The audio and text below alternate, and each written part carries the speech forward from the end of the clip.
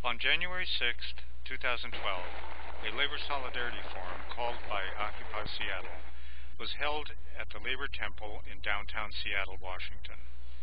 More than 200 people crowded into the auditorium. The event was held to show support for the Longview, Washington Local 21 of the International Longshore and Warehouse Union.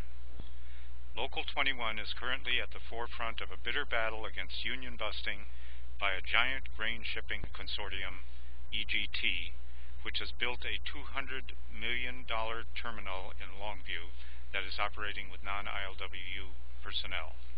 This scab operation is a threat to the entire labor movement. Of the 8 speakers on stage, 4 were members of the ILWU. Mike Fuqua, a rank-and-file member of Local 21 in Longview, Clarence Thomas of Local 10 in San Francisco, Oakland, California, Jack Mulcahy of Local 8 in Portland, Oregon, and Jack Heyman, a retired longshoreman from Local 10. All were speaking on their own behalf, although representing the sentiment of the ILWU ranks who understand that the future of their union is at stake. Halfway through Brother Heyman's remarks, he was interrupted by a group of a couple dozen right-wing bureaucrats and hangers-on from Local 19 in Seattle, Local 23 in Tacoma, Washington, and Local 8 in Portland. This clot refused to abide by the democratic process, even though they were informed repeatedly by the chair, who was a Seattle ILWU longshoreman, that they could make any statement they wanted in the discussion period. Instead, they proceeded to disrupt the event for close to half an hour, including pushing, shoving, and throwing punches at those defending the forum. What follows are some scenes from the event which show graphically how the labor bureaucrats attack labor solidarity, showing in action that they are, as American socialist Daniel De Leon wrote over a century ago, the labor lieutenants of the capitalist class. Although some Occupy supporters portrayed this as an example of the nature of unions, many others in the room defended the union movement against this attack by the bureaucrats who bow down to the anti-labor laws of the boss's government. Thank you, Brother Dave. And what we have to learn is what the previous speakers addressed, which is the question of honoring picket lines. There was a statement put out, and you can take a look at it. I think most of you have read it by now, put out by the ILWU international officers.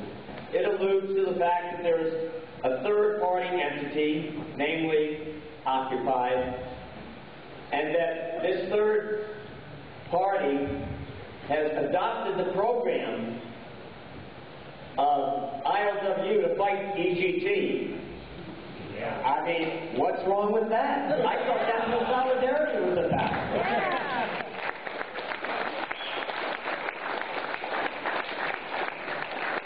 The objective to most was the fact that, well, you don't have a time to speak. Can you read that letter? Can you read that letter right now, please? Sit down, you'll have a chance to speak. Give us 2 chairs to sit in, please.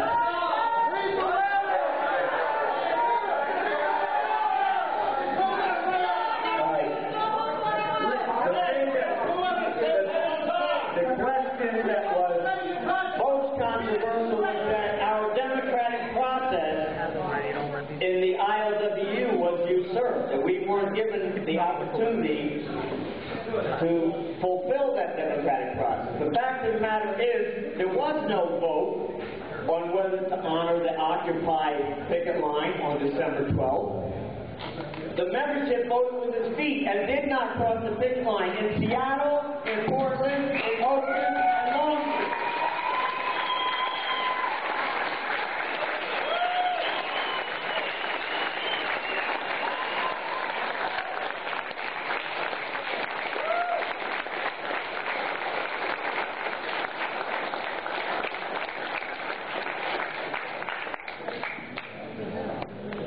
You know what? If I say in the program, we get a chance to address whatever you want to address. Let's do this professional, please. All right, in 1980, young lady got up here and said that they took over the port so they could take it. This is the Democratic Forum. Sit down, brother. When do we get to talk? I'm going to talk The about... young lady said they were taking over the port because they wanted the port, Jack. You made your living there. All right. Mic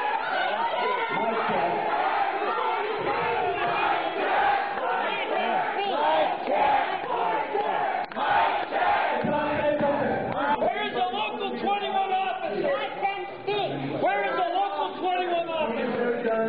We'll have a chance. We have one more.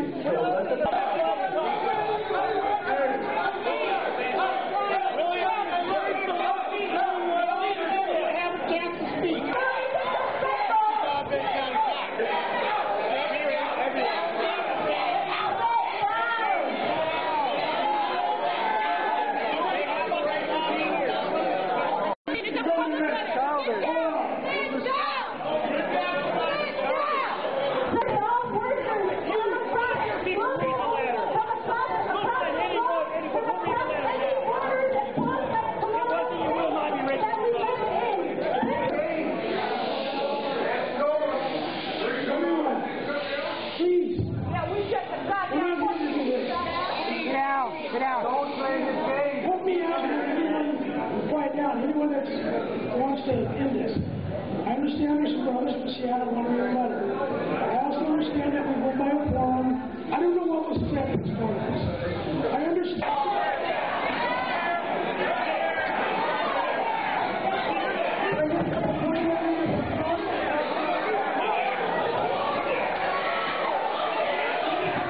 At one point during the disruption, the speakers on stage and the crowd chanted ILWU, ILWU against the disruptors, making it clear that the union ranks stand foursquare with Local 21 in its fight against union busting.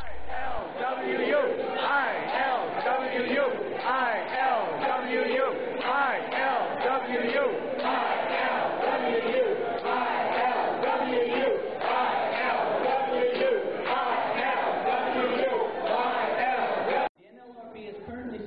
Second injunction, this time on behalf of the PMA, on the theory that any disruption of work by the ILWU to the West Coast docks, at the same time that the union is protesting EGT, constitutes a violation of TAP partly. Let me reiterate, let me read that one more time so it gets through to you. The NLRB is currently seeking a second injunction, this time on behalf of the PMA, on the theory that any disruption of work by the ILWU on the West Coast docks at the same time that the union is protesting EGT constitutes a violation of TAP partly.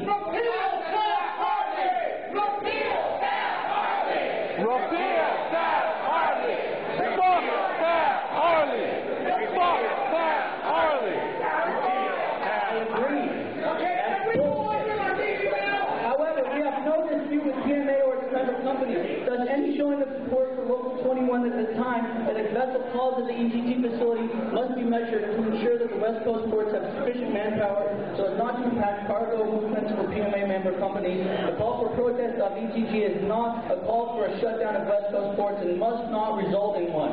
Alright? This is our ass in the line here. What struggle is about? This is what struggle is about. We have to struggle, but it's not here right now. Why not? This